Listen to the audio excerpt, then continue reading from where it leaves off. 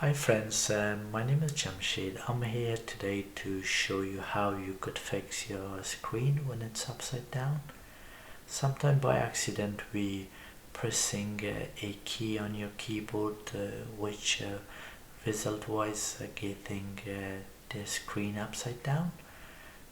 So I'm trying to show you how to fix this little problem.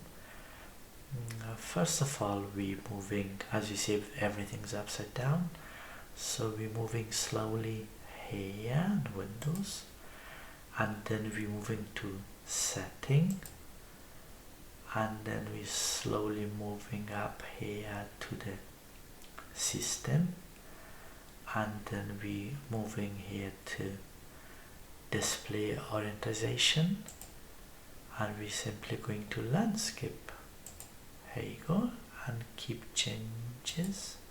That's it, all done. I hope this video was helpful for you. If you like this video, please comment below. I will be very happy to see if people like these videos, and thank you very much for your time. Bye bye.